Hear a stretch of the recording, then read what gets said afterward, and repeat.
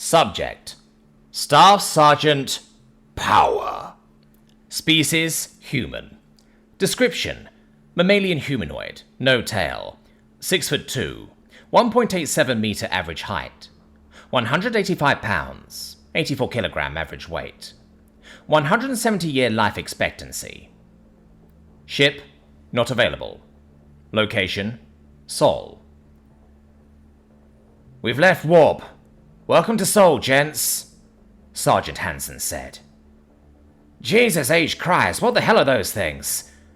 Sergeant Smith asked as he looked at our TAC map. His question caught our attention, and we all turned to see what he was talking about. The TAC map showed the system's defenses, which included several orbital defense platforms, as well as a fleet of more ships that anyone could count in a reasonable amount of time. However, mixed in with all these ships were two signatures that were hauntingly familiar, and much larger than any other ship in the system. Is that the Needhog? Why are there two of them? Corporal Simmons asked. No, those are Gungnir-class dreadnoughts, Omega's voice answered. The USSS Doom and the USSS Margraven, specifically. When did we get those? Johnson asked. Last week for the Doom, day before yesterday for the Margraven. What's the difference between the Gungnir class and the Needhog? I asked. The Needhog is equipped with the Via Renastra spinal-mounted weapon, which is designed to cause a star to go supernova. The Gungnir-class dreadnoughts are equipped with the Ultramax spinal-mounted weapon, which are designed to launch a deep-penetration projectile equipped with an A1 WMD package. Nanukes on a penetration slug? To destroy a planet? Smith asked. Correct. So we're expecting mobile prime platforms to show up in Sol? No, but we wouldn't want to be caught unawares. Smith nodded slowly as we digested this news. It had occurred to me that Sol could come under attack by the OU during our mission, but seeing these defenses made it feel like more of a reality. The nubs of my arm and leg ached, and I took a slow, deep breath to fight down the surge of adrenaline that had turned my stomach into a knot. If the OU attacked, the defenses would keep them away from Earth while we completed our mission. Probably. Prepare for atmospheric entry, Omega said. I took a quick glance around, but everyone was already secured to their seats. The shuttle jolted once as it hit the atmosphere, but quickly evened out.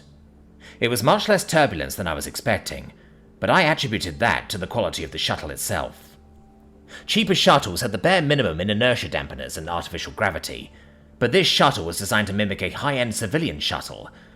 I was glad that the US hadn't just designed it to look like a high-end shuttle. So we're not coming down right on the city?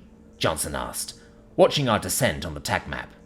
No, if we descend straight into the city, there's a chance radar might catch us, and the automated anti-air defenses may kick in. I could hack those defenses to make sure they don't, but then someone may see my interference later on during an audit, Omega explained. It's less noticeable to spoof an aircraft signal to cover our tracks. We will be coming down over the ocean to sync up with the signal's path. And then we just coast our way to the parking garage? What about when we land? The fake aircraft is expected to dip below the radar briefly as it adjusts altitude. When it does, our shuttle will be over Adelaide and we will land. The aircraft signal will continue its journey until it's in an area where it can disappear without much notice. Those that do notice it will likely send rescue crews, but they won't find anything. Since the aircraft in question is registered as an unmanned goods transport, they'll give up fairly quickly. What about the orbital entry detectors? I asked. Those are operated by the United Systems, so I can make the logs say whatever I want them to say. It was good of Omega to explain the details to us. Most handlers wouldn't, either because they didn't know, or because they feel the less we know, the better. Omega was probably trying to build a rapport, or it had a way to make sure we wouldn't talk if we were captured. Maybe it just didn't know any better. I'd like to hear it self-talk. Still, it set my mind at ease to know we had a solid plan. Flying by the seat of your pants is fine and all, so long as nobody shits those pants along the way. Many of my missions with MARSOC have been extremely lacking in good intel and planning, and quite a few of them had gone to shit quickly. My robotic hand clenched at those memories, and I realized that my temporary limbs were evidence that even Omega wasn't infallible. Our cruise over the ocean was made in nervous silence. It wasn't a short trip, but it felt shorter than it had been once the TAC map showed the Adelaide City Hall. This was because a small part of me was dreading what might happen on this mission, and wanted the trip to have been longer. I shoved these thoughts aside as the shuttle landed in the parking bay. "So, we're just going to walk down the street to City Hall?" Simmons asked. "Aren't we a tad conspicuous?" "No, there's an employee-only entrance in basement level 2. That's 4 floors down, if you were wondering.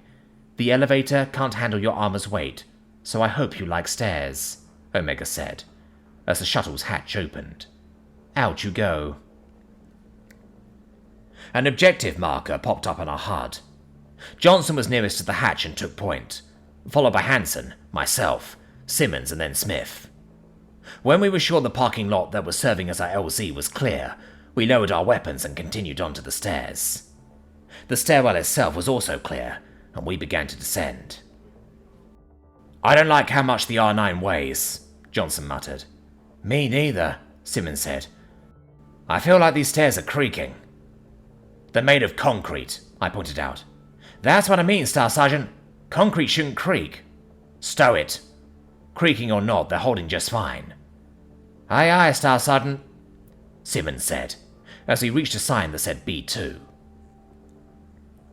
Johnson stepped to one side of the door, and the rest of us lined up behind Hansen. The sergeant tested the doorknob and then twisted it. With his other hand, he counted down from 3, and then pushed the door open rapidly. Johnson quickly stepped through the now open door, clearing his lane as he went.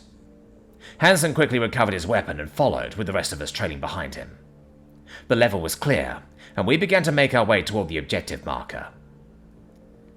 "I understand your caution, but it's very unlikely that any potential hostiles are currently aware of our presence," Omega pointed out over the comms. "And?" I asked. "And it occurs to me that heavily armed and armored Marines bursting through doors may cause those that wouldn't normally be hostiles to become hostiles," the AI explained, "like the security personnel within the City Hall, for instance." I realized that Omega was probably right, and gestured at ease to my squad. Legs straightened and weapons lowered, but not a single safety budged. We were in unfamiliar armor, and very aware of the fact that every moment counts in a surprise gunfight. Our fingers may be straight and off the trigger, but the second that changed, we would need our rounds to be in the air. We approached the objective marker and examined the door that it highlighted. It had a sign that said, "Authorized personnel only," and a keycard lock. There were a couple of chuckles at the antiquated security tech, but I shut them down with a small wave.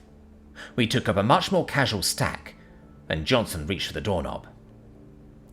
"Press your gauntlet onto the reader," Omega instructed.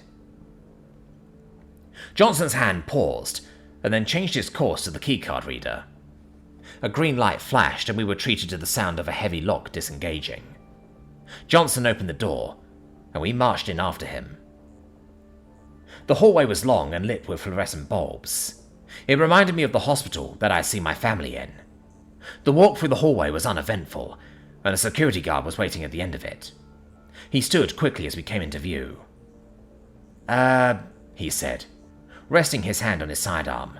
"Can I help you?" "Tell him you have an appointment with Director 4 under the name Extraction Team 1, Omega said. "We have an appointment with Director 4, Johnson parroted. The guard eyed our armor and weapons suspiciously, then used his free hand to poke at his terminal a bit. What he saw caught his attention, and his hand finally left his weapon. Name? He asked, going slightly pale. "Extraction Team 1, Johnson answered. Alright, yeah. Go right in, mate." "We'll be wanting to come back this way," I said, with a +1. "That'll be fine," the guard said quickly. Something about his demeanor struck me as odd, but I attributed it to nerves. 5 well-trained and anonymous killers geared for battle just interrupted whatever it was he had been doing, and had done so on the orders of the highest-ranked individual in the city.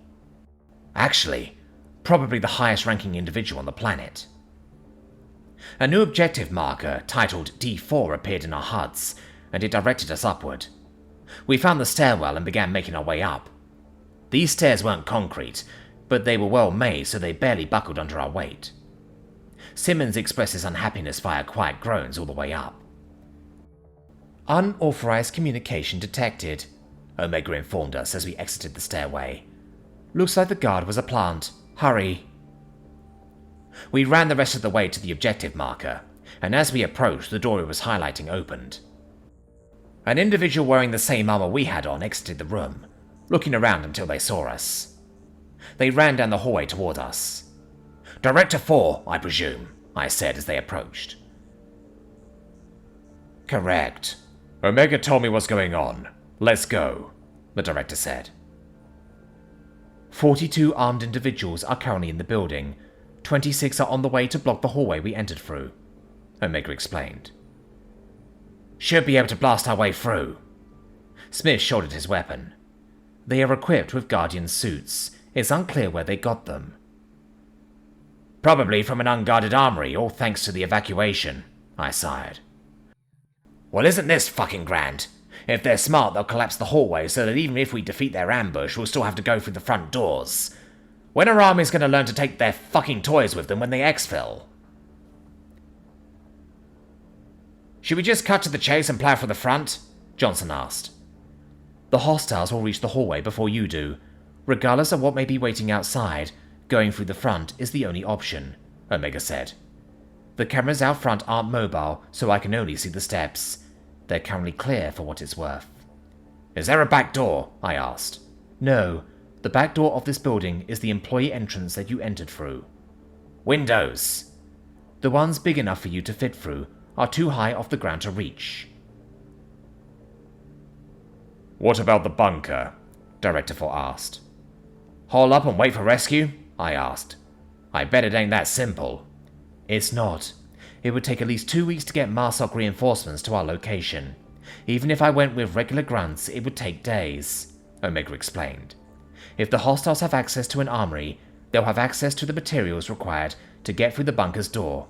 It's unlikely that it would take them days as well.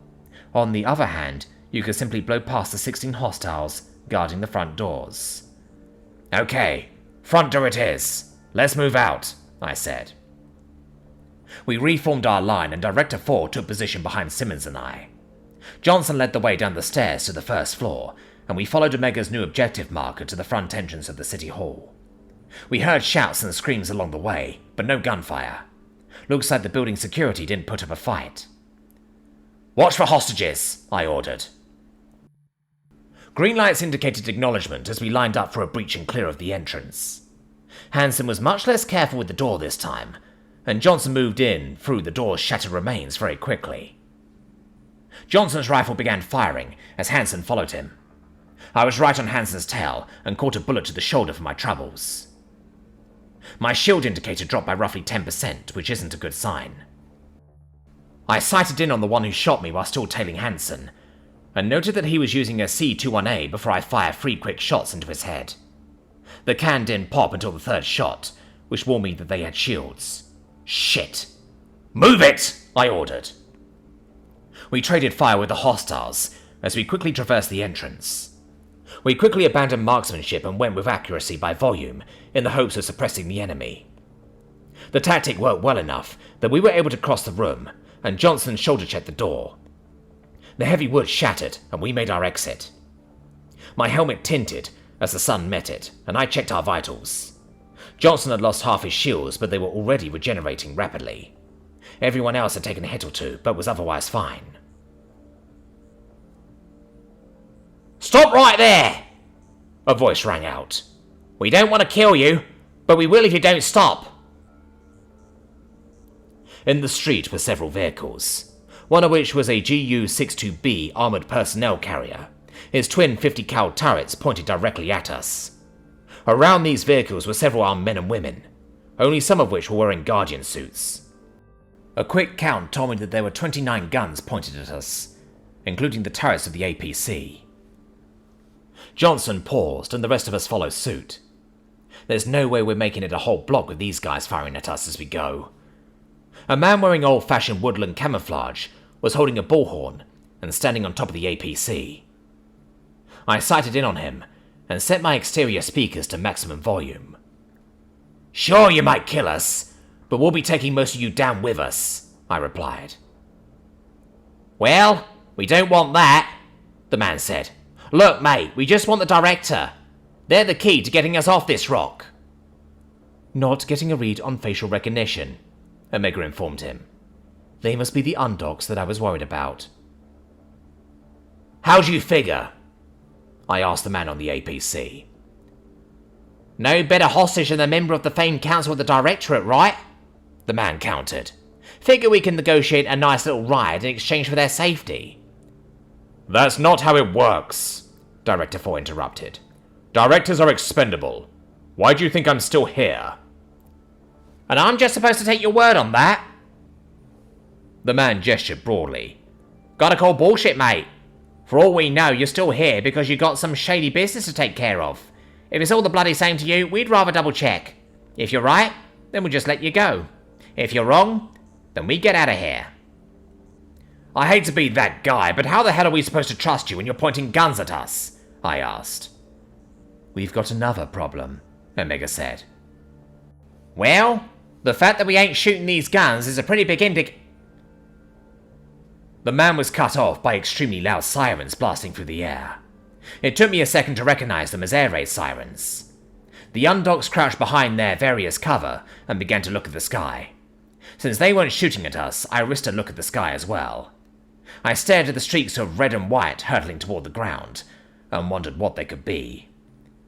"It's the Omni-Union," Omega clarified.